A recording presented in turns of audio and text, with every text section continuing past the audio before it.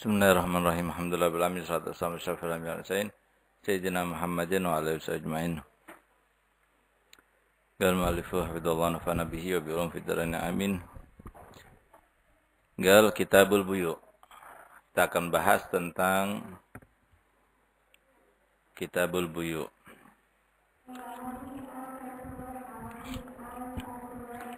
Sebagaimana kita ketahui bahwasanya syariat Islam ini terkait dengan segala hal yang menjadi aktivitas kita maupun yang menjadi sebuah kelaziman dan keharusan yang dilakukan oleh semua umat manusia. Berkaitan dengan apapun pasti ada pembahasannya, termasuk yang paling pokok di dalamnya adalah jual beli. Maka segala sesuatu tatkala kita laksanakan sesuai dengan perintahnya, maka pasti kita akan mendapatkan hikmah yang sangat besar yang terkandung di dalam syariat tersebut. Jadi jual beli ini merupakan suatu keharusan yang harus dilakukan oleh seorang manusia. Yang semenjak sebelum zamannya Nabi Muhammad SAW hingga setelah zamannya Nabi, jual beli itu ada. Tapi caranya berbeda. Begitu pula barang dan harga yang digunakan juga berbeda pada kala itu. Karena dulu uang tidak ada. Yang ada itu pembelian barang dengan harga berupa juga barang. Itu namanya jual beli.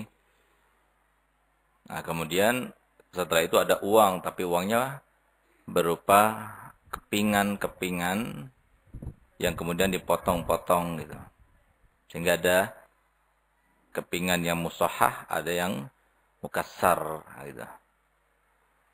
Jadi dulu seperti itu. Kemudian sampai berubah menjadi mata uang seperti yang kita laksanakan sekarang ini. Kitabul Bai' atau Kitabul Buyu', kitab membahas tentang jual beli. Ta'riful Bai', definisi daripada jual beli.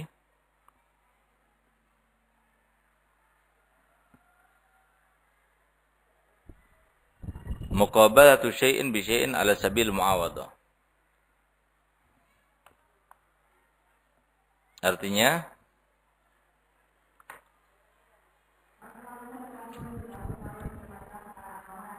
muqabalatu, jadi apa artinya? Qabala yuqabilu artinya menimpali.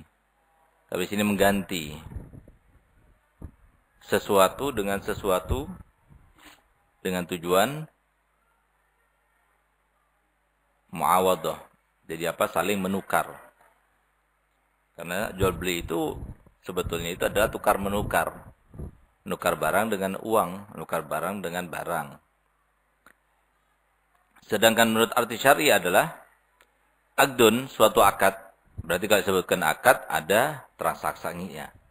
Ada ijabnya, ada gobulnya. Muawadatin, yang ada timbal balik. Dari dua belah pihak ada sesuatu yang diberikan. Bukan hanya dari satu pihak saja. Dari pihak penjual biasanya dia akan memberikan barang. Dari pihak pembeli biasanya dia akan memberikan uang. Muawadah itu namanya. Jadi ada timbal baliknya. Maliyah, yang berkaitan dengan harta. Lain halnya kalau pernikahan. Suami memberikan mahar. Istri memberikan buduk. Nah, jadi itu bukan baik. Karena bukan maliyah.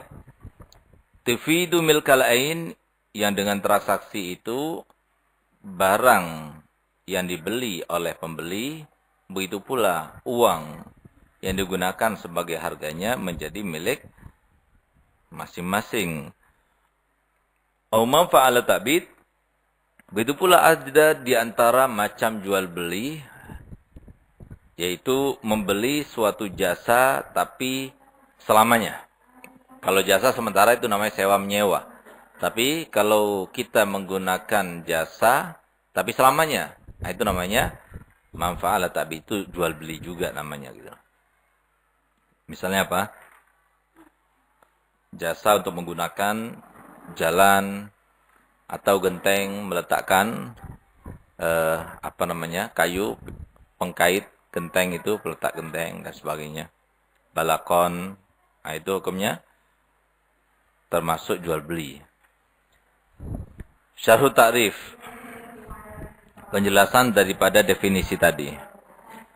Aqdun wa ijab wal qabul. Kalau sudah disebutkan akad berarti ijab dan qabul. Kharaja bihi al-mu'athah, lain halnya kalau mu'athah. Apa mu'athah? Ah, sekarang ini yang sering digunakan ini namanya mu'athah. Makanya kan walaupun sebenarnya kita jual belinya tidak sesuai dengan syariat Islam, tapi kan paling tidak kita tahu yang syariat Islam itu bagaimana sih? Yang sesuai dengan syariat Islam itu bagaimana dan semaksimal mungkin untuk kita melaksanakannya. Ya, berarti kalau kita jual beli, kadang-kadang kita mengatakan saya beli ya, gitu. Nanti kalau orang itu ngerti, iya saya jual lah, gitu. Itu kan sudah lumayan. Berarti kita sudah melaksanakan isi daripada syariat ini. Nah, kalau mu'athah gimana? Mu'athah seperti sekarang ini. Ngambil barang, ini berapa harganya? 10.000. Ya, nih. Nggak ada. Aku jual barang ini dengan harga 10.000. Baik, saya beli dengan harga 10.000 tersebut. Nah, itu nggak ada seperti itu gitu. Jadi yang ada itu cuma ada penawaran atau bertanya tentang harganya, kemudian terjadinya transaksi tersebut tanpa ada ucapan sama sekali. Itu namanya mu'athah. Ala kulli hal, mu'athah itu ada khilaf di antara ulama. Di sini disebutkan katanya, fala yanaqid bihal bai' al-masyhur fil mazhab Imam Syafi'i. Menurut Imam Syafi'i yang muktamad tidak sah jual beli dengan cara mu'athah itu. Apa itu mu'athah? Mu'athah transaksi jual beli tapi tidak ada kata-kata. Nggak ada ijab, nggak ada qabul. Wahtarul Imam Nawawi sihhatahu wa huwa madhhabul Malikiyah. Dan Imam Nawawi dari kalangan Imam Syafi'i, dari mazhab Syafi'i, dia berpendapat bahwasanya jual beli dengan cara mu'athah sah dan itulah mazhab Imam Maliki. Apakah mutlaqan? Iya mutlaqan. Pokoknya semua yang dianggap jual beli dengan cara mu'athah sah dalam mazhab Imam Malik dan juga dikuatkan dari mazhab Imam Syafi'i itu adalah pendapatnya Imam Nawawi. Coba lihat di sini. Di sini kita akan merasa bagaimana benar-benar hadis Nabi SAW itu kita rasakan. Yaitu, ihtilafu ulama ummati rahmah. Gitu. Nah, seperti ini. Nah, untung ada mazhabnya Imam Malik. Kalau tidak kan, gitu. Muawadah kharaja bil hibah. Muawadah itu ada timbal balik. Jadi dari dua sisi itu ada sesuatu yang diberikan. Lain hanya kalau cuma satu sisi saja. Seperti apa? Kharaja bil hibah. Al-hibah itu kepada orang yang memberikan, ada barang yang diberikan. Daripada mauhubnya, nggak ada barang yang diberikan kembali. Itu namanya hibah. Itu bukan baik namanya. Li'anal mu'awadah takunu minal janibain. Mu'awadah itu harusnya dari dua belah pihak. Ini cuma dari satu pihak saja. Minal mustari asaman, dari pembeli berupa harga, wa minal ba'i al-musman, dari penjual berupa barang. Fahaza iwadu haza. Maka ini adalah sebagai ganti dari yang ini. Bila fil hibah. Lain halnya hibah. Fa innaha min tarafin wahid. Datangnya hibah itu kan cuma dari satu sisi saja. Dari sisi yang menerima hadiah itu tidak ada sesuatu yang diberikan sebagai gantinya. Maliyah kharaja bi nikah fa huwa 'aqdun mu'awadah ghairi maliyah. Haitsu anna al-iwad min jihati zauj al-mahru wa min jihati al-mar'a al-bud'u. Wal bud'u la yusamma malan. Nah, jadi sini yang ada timpal baliknya dari dua belah pihak, tapi yang mengandung harta atau yang namanya harta. Tapi kalau nggak mengandung harta itu namanya bukan baik juga. Seperti apa? Nikah. Nikah itu kan dari suami mahar, dari istri buduk. Jadi barang apa badannya itu. Gitu. Wal bud'u la yusamma malan. Gal tufidu milkal ain kharaja bil ijara al muaqqatah. Di mana transaksi jual beli itu akan menyebabkan barang yang ditukar itu menjadi miliknya masing-masing. Jadi barang yang dibeli oleh pembeli jadi miliknya. Harga yang diserahkan oleh pembeli kepada penjual itu menjadi milik penjual. Nah, itu. Lain halnya kalau ijarah al-muaqqatah, yaitu sewa menyewa dalam waktu yang tertentu, maka yang menyewa menyerahkan harta kepada si penyewa kan, dan itu menjadi miliknya. Tapi rumah yang disewanya bukan menjadi miliknya. Nah, itu bukan jual beli namanya, tapi sewa menyewa.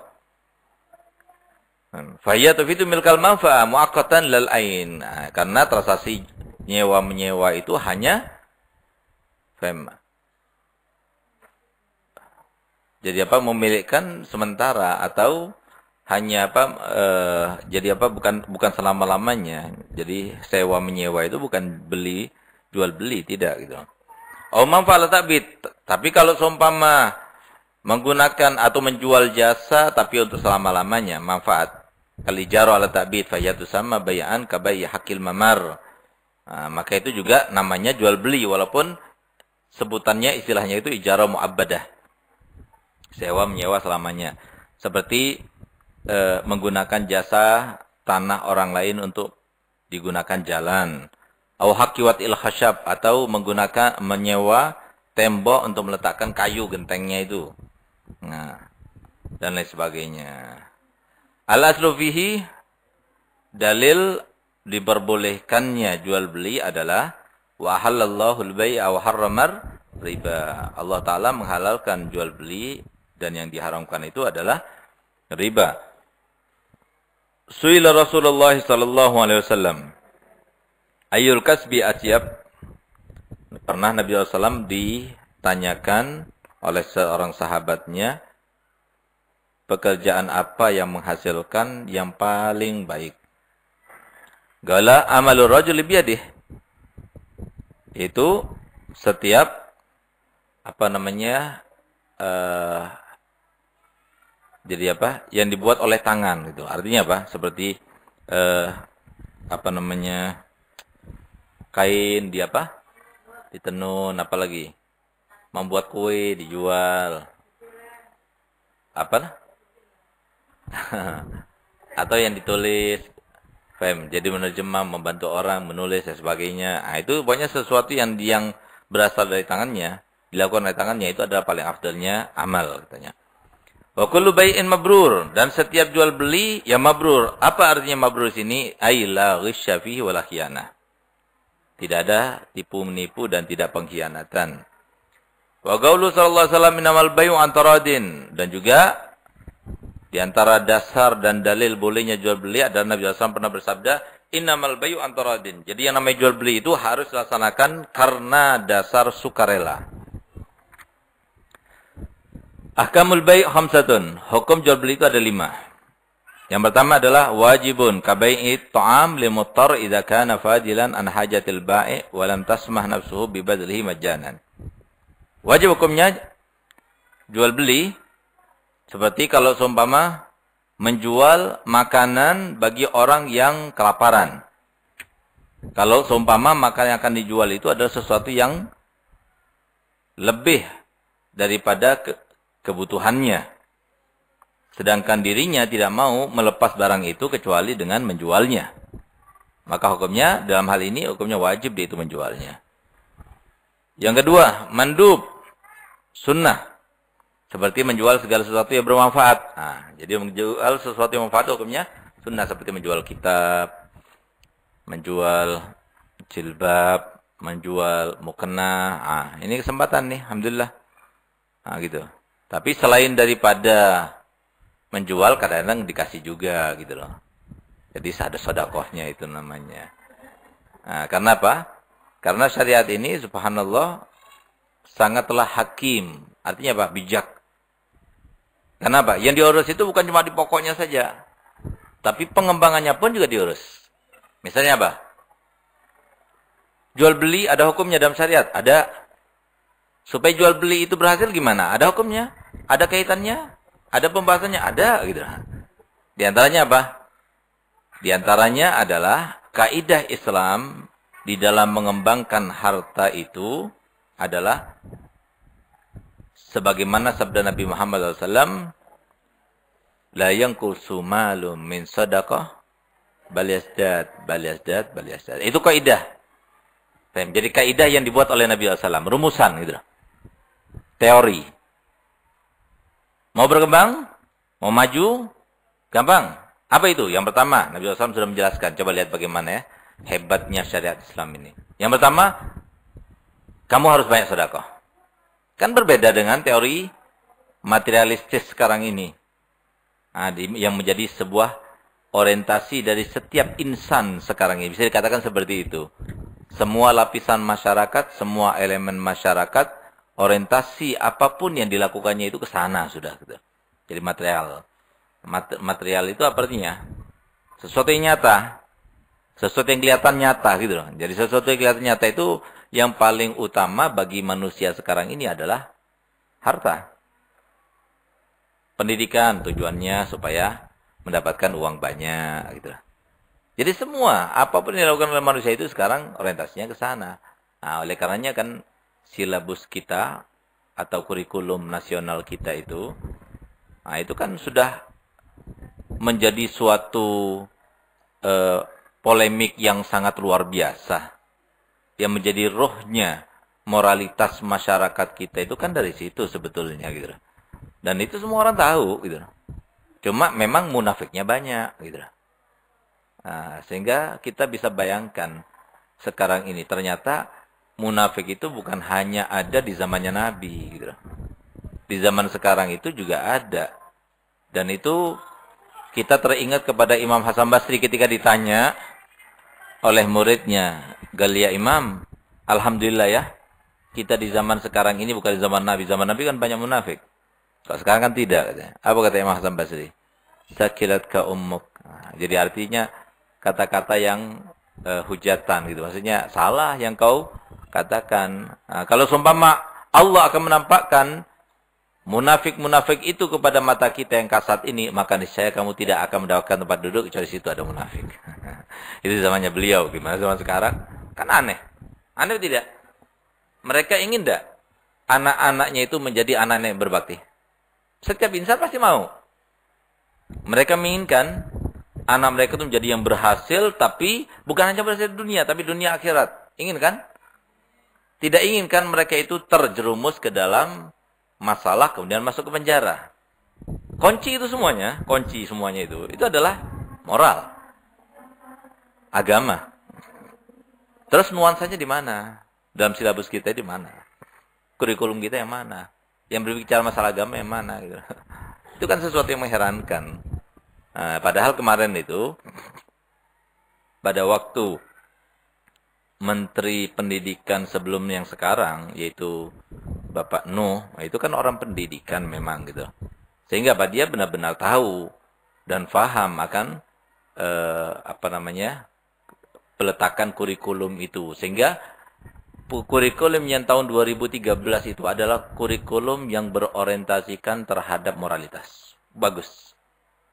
Kita baca pada waktu itu, semua materi pelajaran yang akan diterapkan dalam kurikulum itu harus berkaitan dengan moralitas.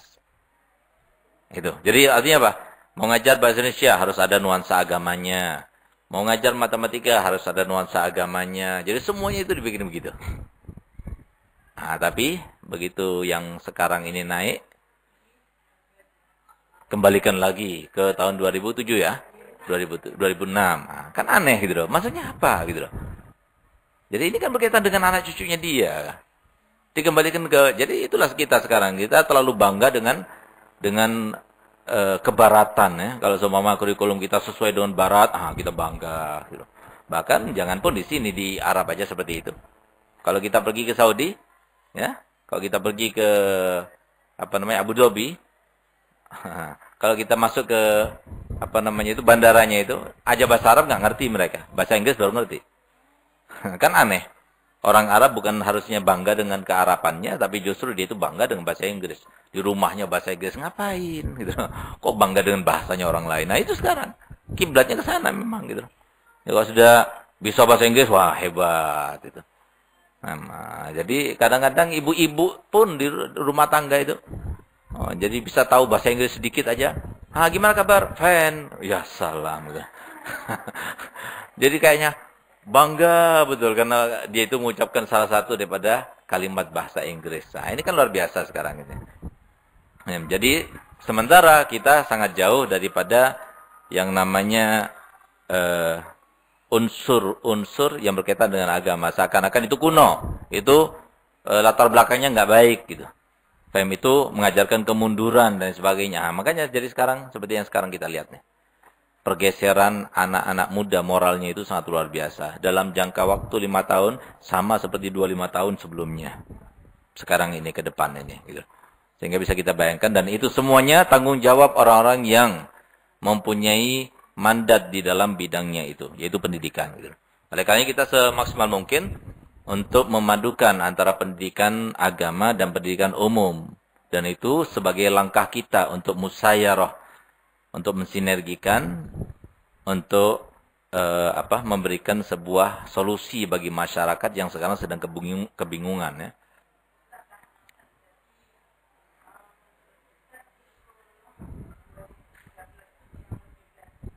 Iya. 2013 itu luar biasa. Coba antum baca. Ambil. Iya. Iya, yang dibuat oleh Bapak Nuh itu.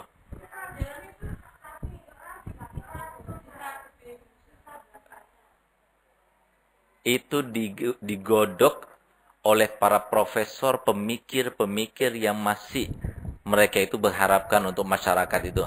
Memang benar, itu susah untuk diajarkannya karena membutuhkan kepada sebuah penyuluhan gitu loh.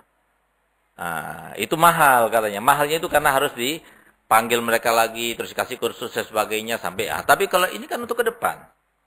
Itu kan cuma paling setahun, 2 tahun setelah itu terbiasa. Tapi hasilnya, luar biasa nanti.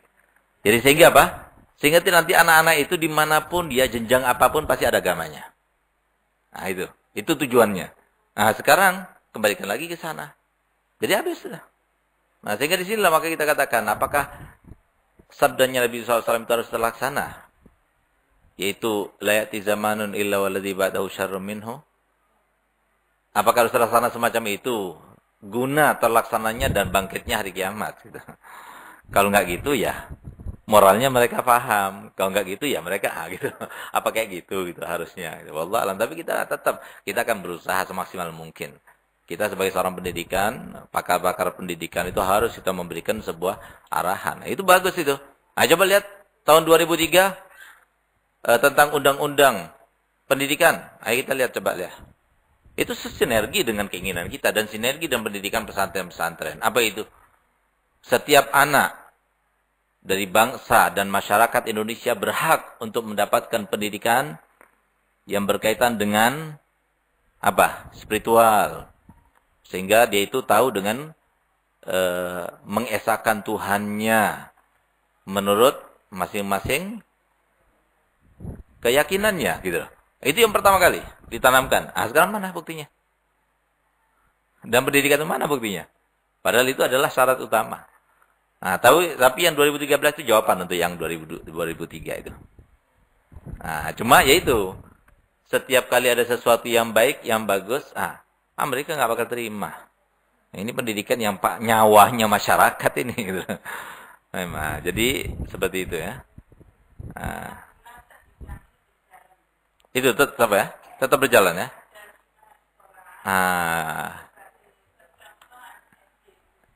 Alhamdulillah. Itulah makanya kan kita kan punya profesor namanya dosen kita itu namanya Profesor Hadi Hidayat. Satu-satunya profesor bahasa Arab di Indonesia, nggak ada lainnya.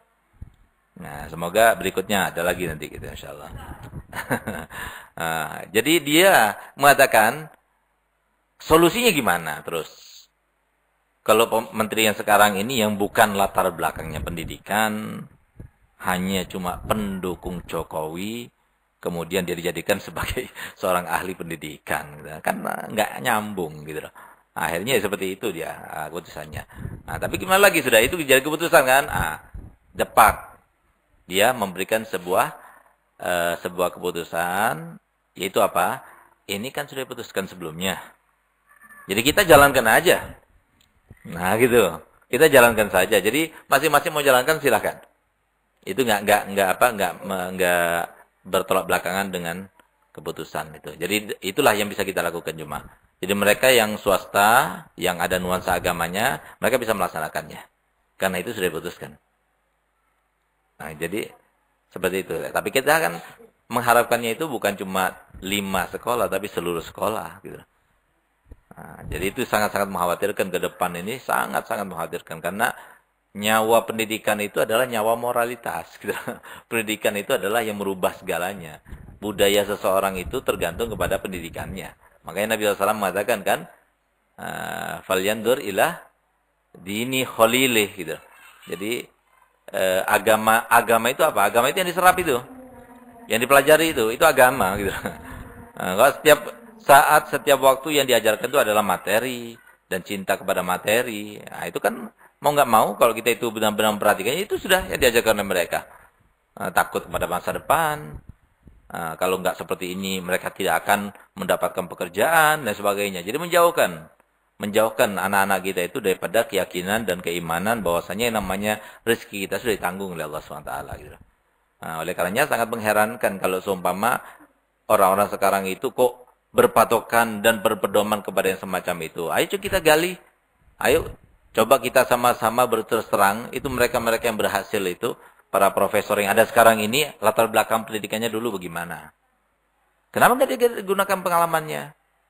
Hasil mutu pelajaran sekarang ini sangat jauh daripada mutu pelajaran yang dulu. Gitu. Jadi jangan melulu kita itu melihat kepada teori dan metodologi pembelajaran dan pengajaran yang di luar sana. Ataupun kita bangga dengan yang di luar sana. Silakan kita ambil. Itu baik. Silakan. Tapi jangan sampai jadikan jadi apa? Sebuah transformasi perubahan yang buta gitu loh.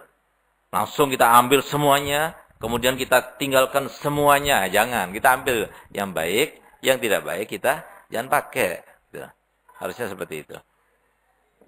Kemudian kadang-kadang hukumnya jual beli itu, itu yang pertama ya. Jadi yang membarokahkan harta. Terus yang kedua zakatnya jangan sampai kurang. Jangan sampai salah. Kalau zakatnya nggak salah, maka pasti harta itu tidak akan berkurang. Silahkan bisa dicoba dan bisa dipraktekkan. Berapa zakat kita sekarang ini? Lihat tahun depan. Pasti bertambah zakatnya. Zakatnya bertambah berarti hartanya bertambah. Nah, tapi kalau sudah nggak benar, pasti itu ada sebuah unsur-unsur yang akan terjadi menjadi sebab kerusakan dan kebinasaan hartanya.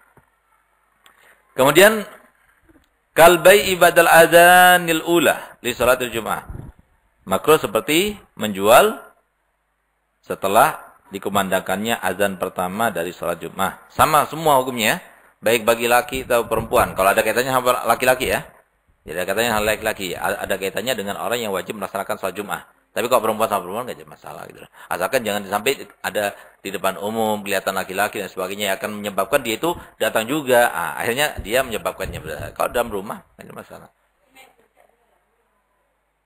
Semua seharusnya di sini semua gitu loh. Karena jual beli hukumnya semua. Kemudian wa muharram. Karena ada hukumnya jual beli haram. Cuma terbagi menjadi dua. Ada haram tapi sah, ada haram yang tidak sah. Haram tapi sah adalah seperti jual beli setelah azan yang kedua dari sholat Jumat. Atau menjual pedang kepada orang yang akan membunuh. Menjual pedang kepada para perampok dan sebagainya. Di kota Torik. Dan ada juga jual beli yang haram tapi tidak sah. Idza talla syartu min syurutil bai', yaitu jika seumpama syaratnya tidak terpenuhi seperti baik al-madhamin wal hasah wal mulamasa. Ini adalah sebuah istilah dalam istilah jual beli. Lihat di bawah bai'ul madhamin ay jam' mad'un wa huwa bai'u ma fi aslabil fuhul minal ma'. Yaitu apa? Menjual sesuatu yang akan dilahirkan. Dengan melalui sperma. Artinya apa? Kata kasarnya itu jual beli sperma yang sekarang itu loh. Nah, enggak boleh. Karena bisa jadi iya, bisa jadi enggak. Gitu.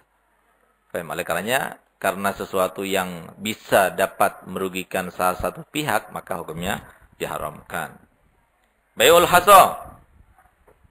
Ayakula lahu seperti dia mengatakan bituka min hadzal aswab mata qadil hasa alaih. Ayo, Siapa yang mau beli tapi dengan cara bai'ul haso. Apa itu bai'ul haso? Nanti bayar dulu.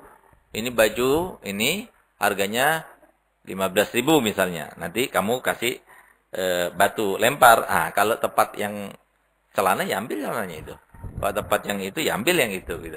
Tapi bayarnya 15.000. Nah, gitu. Ya, sama seperti sekarang loh, yang anak-anak itu loh.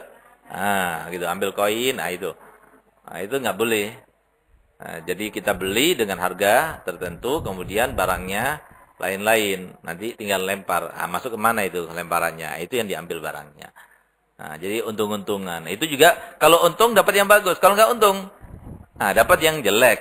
Kalau yang dapat yang jelek, berarti yang untung siapa? Penjual. Kalau dapat yang bagus, berarti yang rugi siapa? Penjual juga. Nah, makanya kan ada kerugian di salah satu pihak dan keuntungan di pihak yang lainnya, maka hukumnya haram. Kemudian apa lagi? Bai'ul mulamasa bi an yalmasa thawban matwiyan summa yastarihi ala an la khiyara lahu. Idza ra'ahu ittifa'an bilamsi an ru'yatihi aw yaqul idza lamastahu faqad bi'tuka. Ittifa'an bilamsi anisiwa. Sama seperti jual beli dengan sentuhan. Pokoknya barang yang kamu sentuh harus beli. Kamu sentuh itu berarti kamu harus beli. Nah, itu nggak boleh gitu. Karena apa? Bisa jadi dia itu menyentuhnya bukan untuk membeli. Bisa jadi dia itu belum tahu harganya atau bahannya, dia cuma ngeliat aja dulu gitu loh. Allah Subhanahu wa taala alam. Sedikit yang penting barokah, tahu kita syariatnya. Bismillahirrahmanirrahim. Alhamdulillahirabbil alamin. Wassalatu wassalamu ala asyrofil anbiya'i wal mursalin sayyidina Muhammadin ajmain.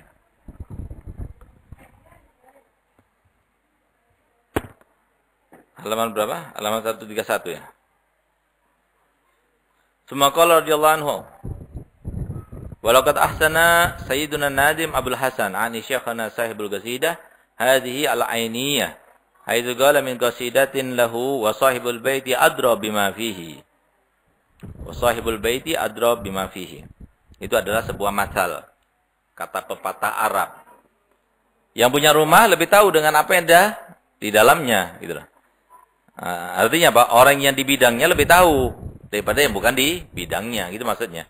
Makanya Nabi SAW mengatakan, "Idza wusidal amru ila ghairi ahli fantadris sa'ah." Jadi kalau sudah sesuatu itu diberikan kepada orang yang bukan dalam bidangnya, maka tunggulah saat-saat kehancurannya. Semagalah di Allahu amin tahamani dunya wa hajar fara ila Allah wal ahdathi dzata dharamin. Yang artinya mereka itu menjaga dirinya daripada dunia dan mereka mengungsi dan pergi kepada Allah dan dari segala hal kejadian-kejadian yang sangat memilukan. Minal Basratil Hadra, dari kota Basrah yang penuh dengan kehijauan. Yahtariqul qura, yang merata di antara kota atau di antara desa semuanya. Wa ilhaqu agrara laha biakami, dan yang namanya rumput-rumputan itu menyebar di mana-mana. Ila an atal wadil mubarak fartada wa madda bihi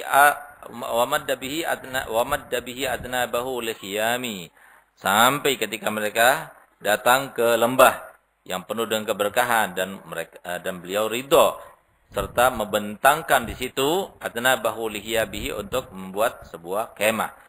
Fasbaha fihi sawiyan mutawatinan bi dzurriyyatin mazmumatin bizimami. Maka jadilah dia itu seorang yang bertempat tinggal, sawiyan tinggal dan bertempat tinggal situ bersama anak cucunya yang dibekali dengan keinginan yang sangat besar. Minal birri wa taqwa, dari kebaikan dan ketakwaan, wa husni syama'ili, dan sifat-sifat yang baik. Kiramis sajaya ardafat bi kirami, yaitu tabiat-tabiat yang mulia yang selalu mengikuti orang-orang yang mulia. Bihim asbahal wadi anisan wa amira, dengan orang semacam itulah jadilah lembah tersebut menjadi sesuatu tempat yang sangat menghibur dan sangat ramai. Aminan, yang penuh dengan keamanan. Mahmiyan, terjaga bighairi hisami, tanpa keraguan. Ila an qala ulaika warisun nabi wa rahtihi wa uladuhu birragmi lil muta'ami. Mereka itu adalah para pewaris nabi dan termasuk golongan Nabi serta anak-anak Nabi, birragmi lil muta'ami, apapun yang dilakukan walaupun orang itu akan berpura-pura tidak tahu atau berpura buta. Asyara bidzalika ila Ahmad bin Isa. Maksud daripada syair ini adalah Sayyidina Ahmad bin Isa al-Muhajir. Wa man tabi'ahu min bani ammi jaddi sada al-bani ahdal wa jaddi sada bani qadim. Wa lamma stawla akhuhu al-Imam Muhammad bin Isa al-Iraq ata ilahi. Ketika Muhammad bin Isa dia itu menjadi pejabat di situ di Irak, ata ilahi, maka dia itu mendatanginya, wa wa'idahu, dinasihatinya, mau'idatan adimatan, dengan nasihat yang sangat luar biasa. Fataraka dzalik, maka dia meninggalkannya.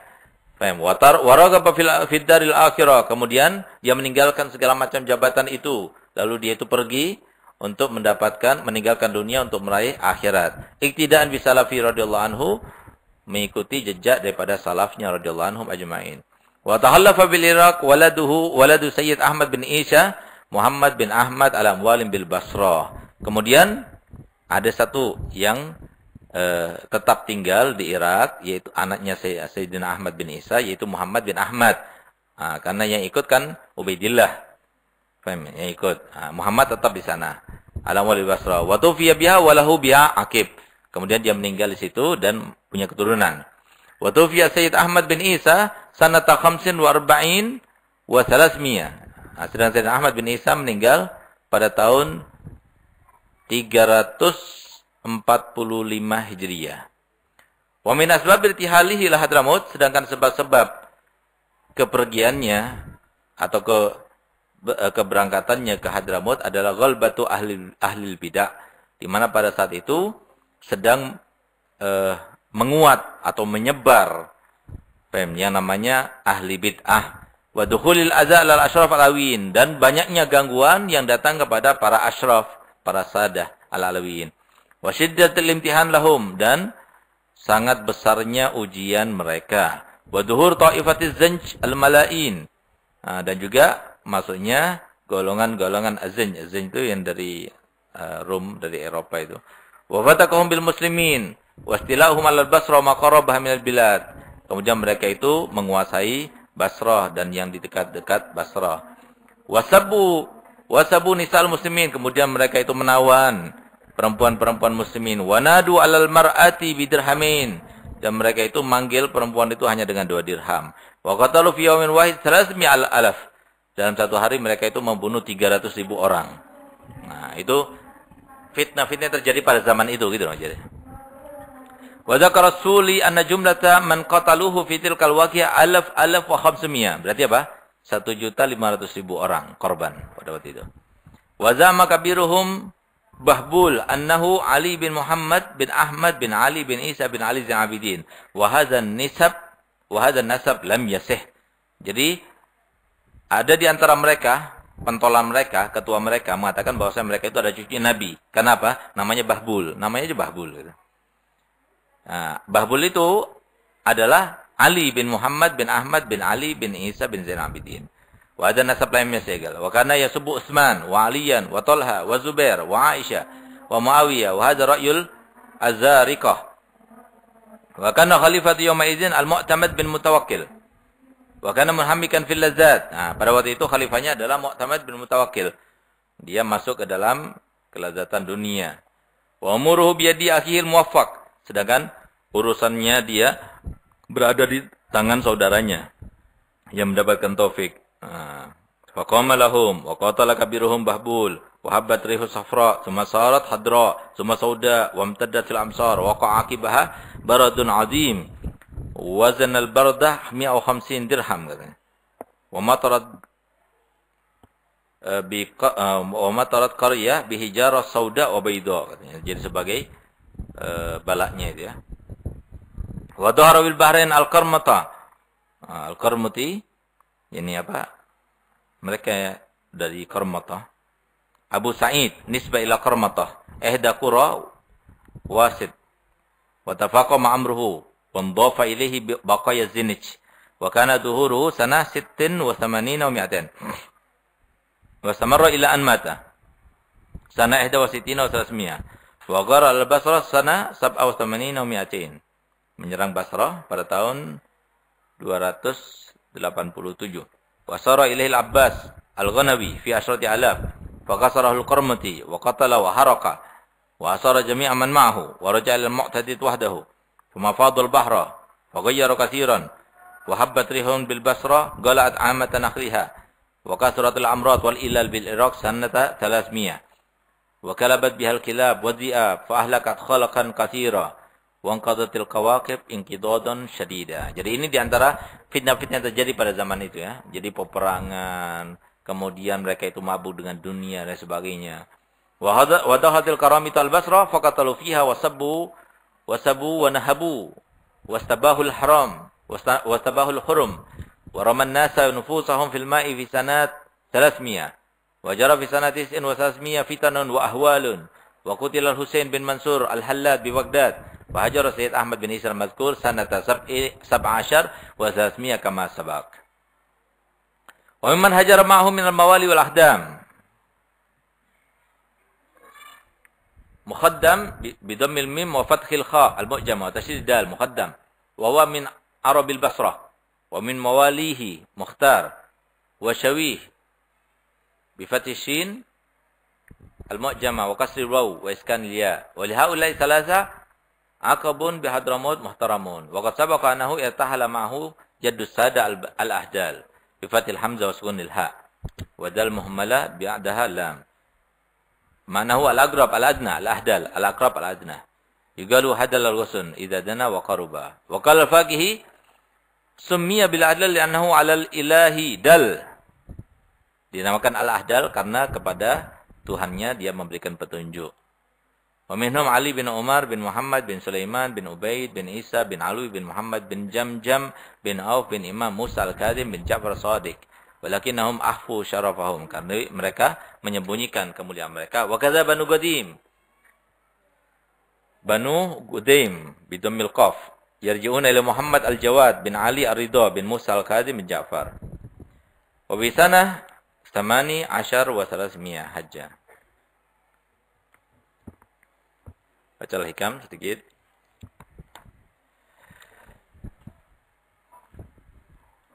Bismillahirrahmanirrahim. Alhamdulillah alamin. Sallallahu alaihi wasallam Sayyidina Muhammadin wa sallam. Sampai ke mana? Gultu ya. Wa hadhihi likaya wa amsaluha rubbama taqra'u sam'a man la haqiqata indahu min tariqil qaum. Mungkin cerita-cerita yang disebutkan sebelumnya pada pelajaran yang lalu itu akan mengetuk telinga daripada mereka yang tidak mempunyai ilmu hakikat. Fayunkiru ma'naha wa la ya'taqiduhu aw yusallimuhu wa yad'ihi maqaman li nafsihi. Maka dia itu mengingkari artinya dan dia tidak meyakininya atau menyerahkannya dan dia mengakui sesuatu maqam yang lebih baik dari mereka untuk dirinya. Wakil talhalatain mu'addiyatan bi sahibiha ila dararin wa khatar. Jadi dua keadaan itu sangat berbahaya, akan menyebabkan orang pelakunya itu di dalam mara bahaya. Falyattaqillah ta'ala, maka hendaknya bertakwalah kepada Allah. Abdun laisa lahu basarun fi hadhihi tariqah. Seorang hamba yang tidak mempunyai pengetahuan dalam tariqah ini, kemudian an yunkira ma dzakarnahu, dia mengingkari apa yang kami sebutkan, fayaqau fil itirat ala sada wal auliya, berarti dia itu telah menjerumuskan diri dengan menentang dan menentang kepada mereka-mereka para sadah dan para aulia. Wa fi dzalika bu'duhu anillahi ta'ala. Dengan demikian maka mereka akan jauh daripada Allah Taala. Au yadaihi maqaman li nafsihi min ghairi an yastathira 'alaiha wa yatawassaqa minha. Atau dia itu mengaku-ngaku mereka mempunyai maqam lebih daripada maqam yang lainnya, tapi tanpa ada taufik. Wa yazinuha bil mi'yar alladhi nabahna 'alaihi. Kemudian dia mengatakan bahwasanya neracanya itu adalah seperti yang kami sebutkan tadi. Wa mahallu wujudi zalik mimman lam yasim maqamul fana anin nafas. Fayartaqibu ina idzin masakhitallahu ta'ala wa yata'adda hududahu. Sehingga dengan demikian karena dia merasa wali, merasa boleh melakukan ini dan itu, akhirnya dia malah melakukan segala sesuatu yang buat Allah murka. Wa ja'al dzalika hujjatan nafsihi ghaltan wa jahlan, dan mereka menjadikan dalilnya itu dalam keadaan pandangan yang salah dan karena kebodohan. Wa hadza bab minaz zindiqah wal billah. Kemudian hikmah yang kedua, iradatuka tajrid ma'a iqamatillahi iyyaka fil asbab minasyahwal khafiyah. Wa iradatakal asbab ma'a iqamatillahi iyyaka fit tajrid inhitat anil himma aliyah. Nah, jadi coba lihat di sini.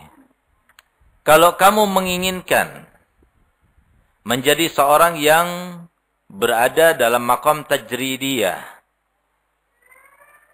tapi dengan meyakini bahwasanya Allah SWT telah menjadikan kamu di dalam sebuah tempat yang posisinya itu dalam maqamul asbab. Ketahuilah, yang semacam itu termasuk daripada bisikan hawa nafsu yang sangat samar. Gitu. Dan sebaliknya, wa iradatu kal asbab, tapi kalau kamu menginginkan untuk mencari maqam sebab, tapi kamu berkeyakinan bahwasanya Allah Ta'ala akan meletakkan kamu dalam maqam tajrid, itu juga merupakan sebuah penurunan yang sangat besar daripada al-himmah al-aliyah. Nah, gitu. Nah, apa itu maqam tajrid? Maqam tajrid itu adalah seorang yang tidak mau berusaha. Serahkan diri kepada Allah. Kalau Allah ngasih makan, ya makan. Tapi kalau Allah ngasih makan, ya udah sabar. Nah, gitu. Itu maqam tajrid. Nah, itu para sufiyin itu memakai makom-makom ini. Sedangkan kita para alawiyyin, kalau dia masuk ke dalam makom tajrid, tanpa ada pengawasan dari guru, maka dilarang. Karena nanti dia akan salah persepsi. Gitu. Jadi silakan kalau ada guru, nggak jadi masalah. Nah, tapi kebanyakan para nabi justru mereka itu fi makomil asbab. Nah, gitu. Tapi makom asbabnya itu beda dengan makom asbabnya orang sekarang. Makom asbabnya mereka itu ketika mereka mencari sebab dengan berjualan, dengan berdagang, berniaga dan sebagainya. Mereka itu sangat yakin bahwasanya ketika berangkat dan pulang itu sama-sama yakinnya. Dapat atau nggak dapat sama-sama yakinnya. Allah yang memberikan. Gitu. Ini cuma sebab yang mendapatkan pahala.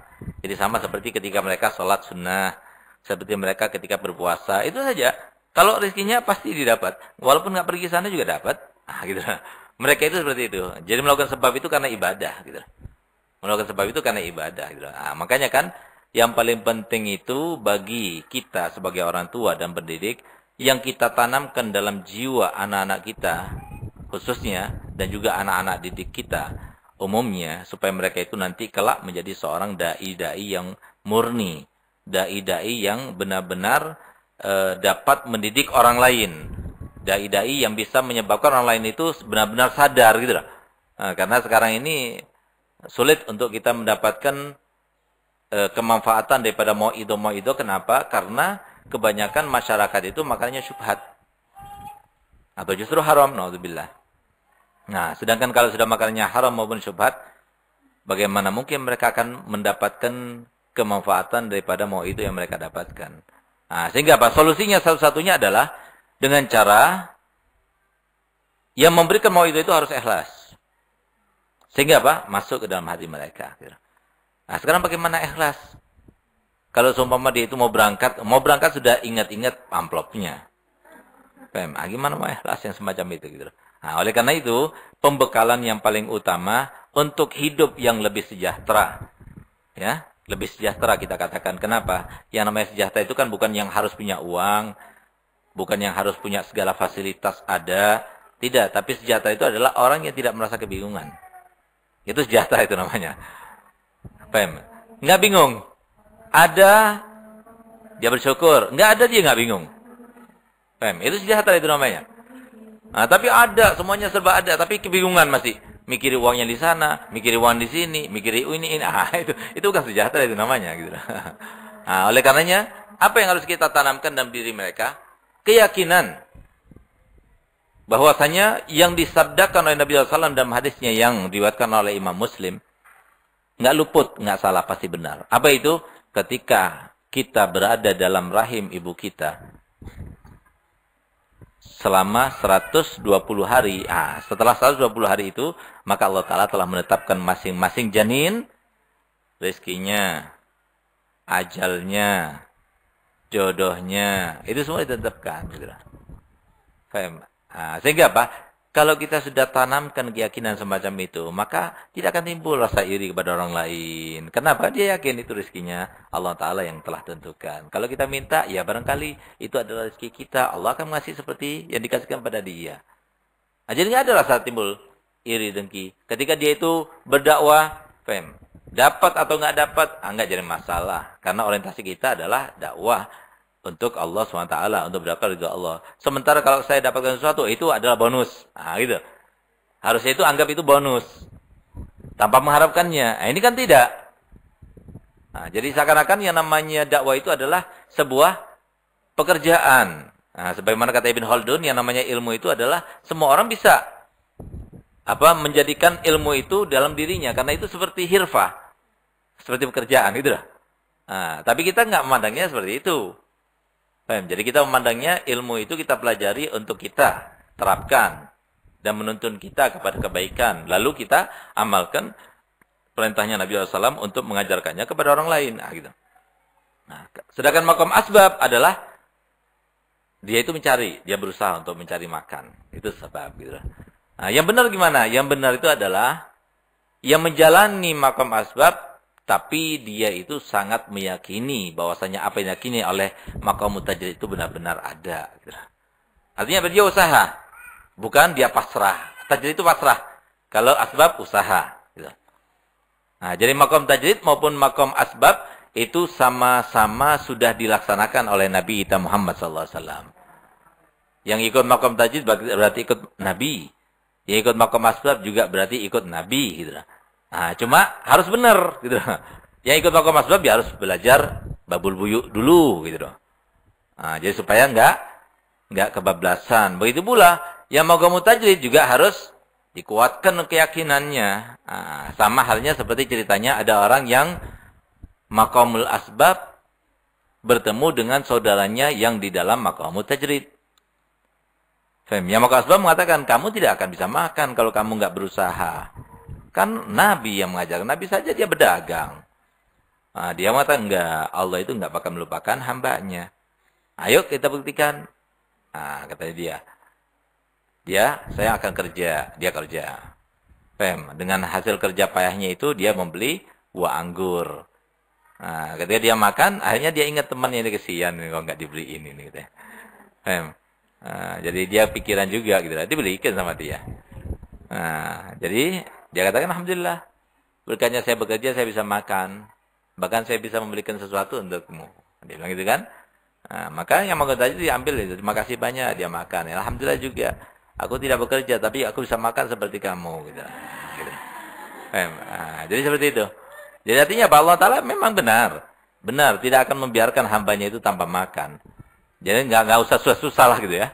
Nggak usah susah. Kenapa kita itu nggak niru burung-burungan kan kata Nabi SAW yang mereka itu berangkat dalam keadaan lapar, pulang dalam keadaan kenyang. Ada yang disimpan?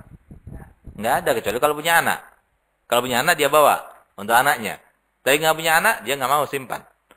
Kenapa demikian? Iya, karena para burung itu adalah binatang yang diciptakan Allah Ta'ala tanpa akal.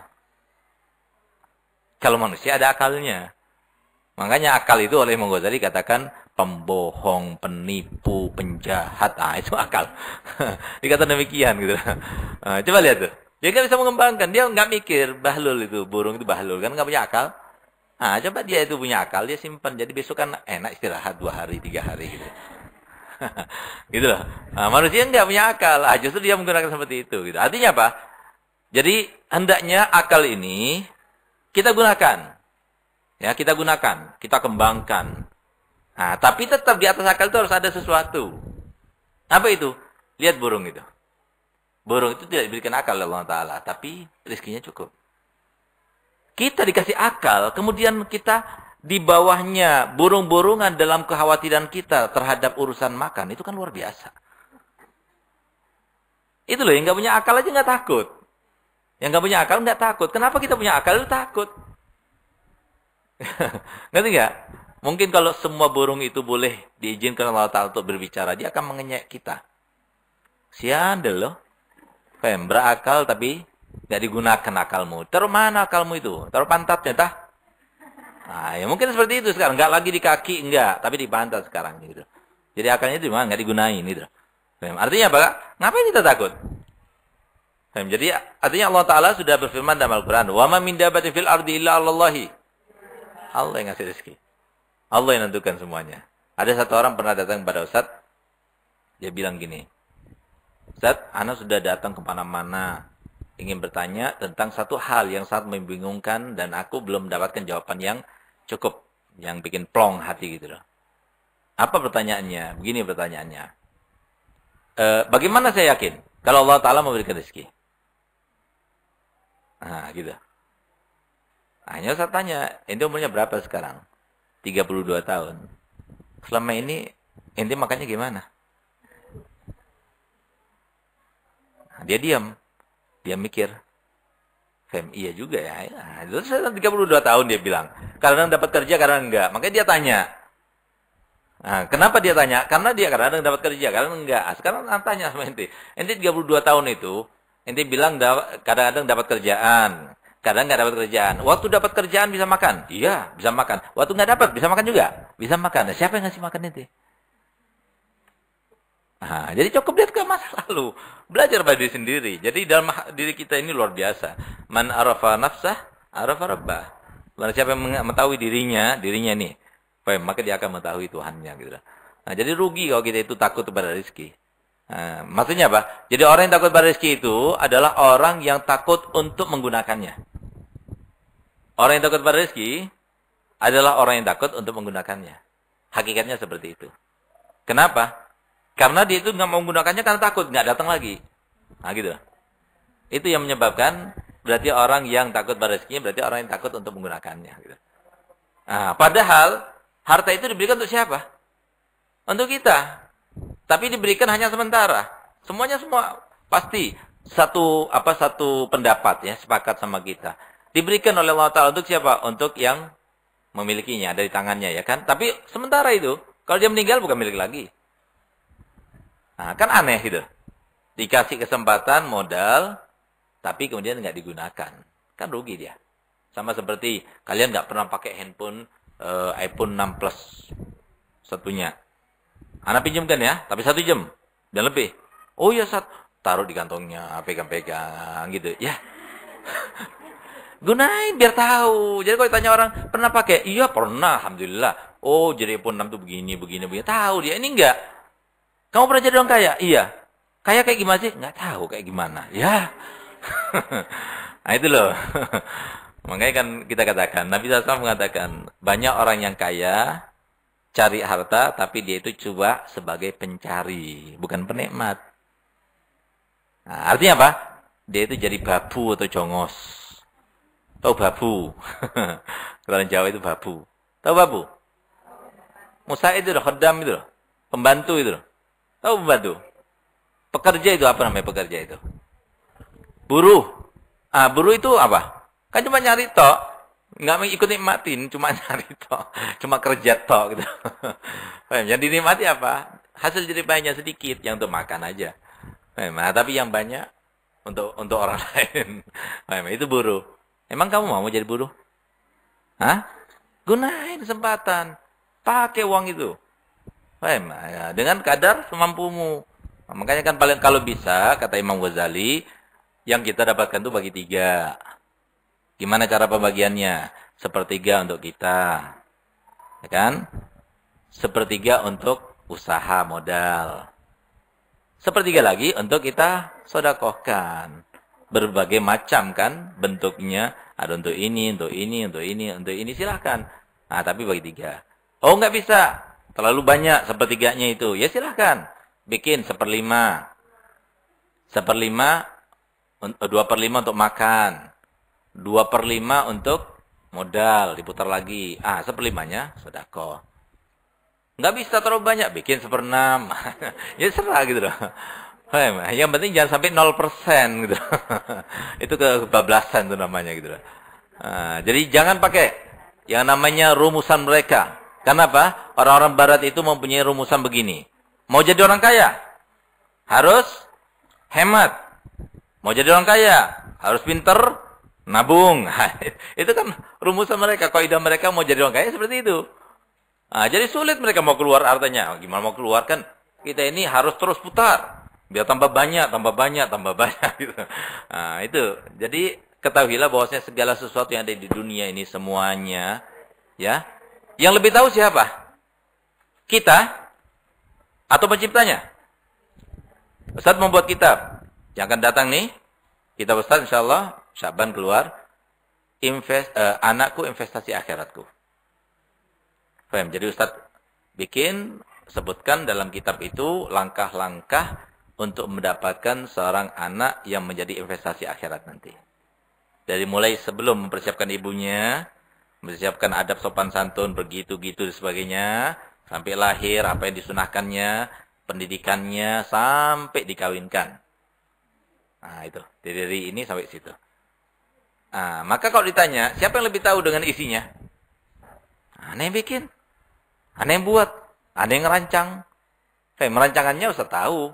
Haikalnya Ustaz tahu. Itornya itu Ustaz tahu. Gitu loh. Kenapa? Ustaz yang ngerancang. Teori cara penulisannya Ustaz tahu. Karena Ustaz yang nulis. Harusnya kan begitu. Semua sepakat? Ada yang nggak sepakat? Semua sepakat apa enggak? Ada yang nggak sepakat? Nah, sekarang saya tanya. Nah, jadi kadang-kadang nggak kayak gini. Orang awam itu nggak paham. Dan orang awam itu nggak mengerti. Kenapa? Kritis mereka. Apa buktinya? Apa dalilnya? Nah, sekarang tanyakan aja sama orang. Jadi yang mengetahui dengan sesuatu seluk-beluk itu, siapa? Ya orang yang menciptakannya. Nah, yang mengetahui dengan dunia ini dan seisinya siapa? Allah SWT. Yang paling tahu Allah. Nggak ada yang lebih tahu daripada Allah. Nggak ada. Yang lebih tahu setelah Allah siapa? Nabi Muhammad. Nggak ada yang lebih tahu. Nggak ada. Nah, kok kita itu mau-maunya percaya sama setan, sama ini dan sebagainya. Jangan percaya. Yang yakin. Coba buktikan. Ayo. Pulang dari sini sedekah. Ayo. Nah, buktikan nanti lihat. Pasti banyak dapatnya. Tambah banyak uang dikeluarkan, tambah datang, tambah datang, tambah datang gitu. Yang yakin itu gitu loh. Karena apa? Itulah janjinya Allah. Itulah yang diajarkan oleh Allah Ta'ala yang maha mengetahui gitu loh. Jadi jangan sampai enggak, yang namanya harta itu kan kalau dikurangi berarti berkurang. 5 juta dikurangi 1 juta kan tinggal 4 juta. Nah, jadi itu ukuran mereka. Ukuran Allah Ta'ala enggak gitu loh. Nah, tapi jangan sampai mengharapkan dilihat setiap hari diperiksa, kok rekeningnya kok kurang-kurang terus ya gitu. Ya nanti masuknya itu bukan dengan cara langsung plek begitu gitu. Kenapa? Karena yang dimasukkan oleh Allah Ta'ala itu sini keberkahan. Jadi tambah berkah, tambah banyak mata pencarian untuk didapatkan dan sebagainya. Nah, oleh karenanya di sini kita katakan bahwasanya ilmu itu terbagi menjadi 2. Ada ilmu yang pasti, ada ilmu yang tidak pasti. Kalau kita itu harus berbenturan antara 2 ilmu itu, maka kita ambil ilmu yang pasti. Apa itu ilmu pasti? Ilmu pasti itu yang bersumber kepada wahyu, yaitu Allah Subhanahu wa taala dan nabinya Muhammad sallallahu alaihi wasallam. Itu pasti nggak mungkin luput, nggak mungkin salah, nggak mungkin. Allah Ta'ala yang memerintahkan kita untuk sedekah. Sedekah. Allah Ta'ala yang mengatakan bahwa kita akan mati. Pasti kita mati. Allah Ta'ala yang mengatakan kalau kita itu ikuti syariat pasti akan senang-senang. Allah Ta'ala yang menentukan yang namanya istri itu di bawah, jangan di atas. Ngerti nggak? Maksudnya, masih tanya maksudnya juga. Jadi istri itu harus dididik oleh suami. Suami itu harus di atas yang menentukan. Kalau begitu pasti bahagia. Kalau enggak bakal bahagia. Silahkan kamu bikin penelitian di rumah masing-masing. Kenapa saya katakan demikian? Silahkan. Yang merasa bahwasanya suaminya itu apa katanya dia, senang enggak dia? Enggak bakal senang. Enggak bakal senang. Silahkan dicoba. Enggak bakalan senang. Berbeda kalau sama sang suami yang punya power di dalam rumah itu. Kenapa? Dia yang menentukan. Dia yang ini. Nanti lihat. Tapi kalau seperti sekarang ini 85% soalnya ya bisa jadi yang di depan kita juga seperti itu, kita nggak paham gitu ya. Gitu. Jadi apa? Bisa lihat. Jadi kepuasan batin, lapang dada nggak bakal kita dapatkan. Kenapa? Itulah konsekuensi kalau seumpama sesuatu syariat itu ditentang ya kayak gitu jadinya. Jadi nggak mungkin. Makanya kita itu merasa heran kalau orang itu merasa ragu terhadap syariat itu, heran betul gitu. Orang banyak dosa, banyak caci maki, banyak merendahkan orang, banyak ngomongin orang, banyak tidak melaksanakan dengan moralitas dan sebagainya. Itu lihat aja nggak bakal bahagia hidupnya. Nggak bakal bahagia hidupnya. Coba lihat orang yang soleh. Orang yang dekat pada Allah Ta'ala enak hidupnya. Dihormati orang, dimuliakan orang, dicintai orang, dikit-dikit mimpi Rasulullah dan sebagainya. Ente mimpi apa? Apa yang didapatkan gitu? Nah, itu. Bahagia semacam itu, nggak ada bahagianya. Dia punya harta-harta banyak, itu harta yang tidak belum tentu. Kalau ente meninggal sekarang gimana? Nah, jadi gunain akal itu, gunain. Jangan cuma jadi penipu saja akal itu. Gunain, kendalikan akal itu. Jadi untuk ke arah-arah yang benar. Jadi kita minta kepada Allah Ta'ala, semoga berkat kitab yang kita pelajari ini, yang mulia ini, yang bermanfaat semuanya, semoga kita termasuk yang berhasil melewati cobaan-cobaan dunia, sehingga kita termasuk yang digolongkan bersama golongan Nabi Muhammad SAW. Iya, sudah?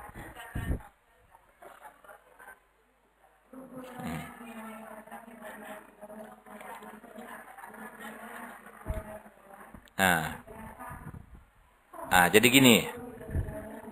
Jadi yang namanya sedekah itu kan pasti bertambah. Jangan ditunggu. Kenapa kita katakan jangan ditunggu? Karena kalau ditunggu, berarti kita itu kan sedekah bukan karena Allah. Nah, gitu.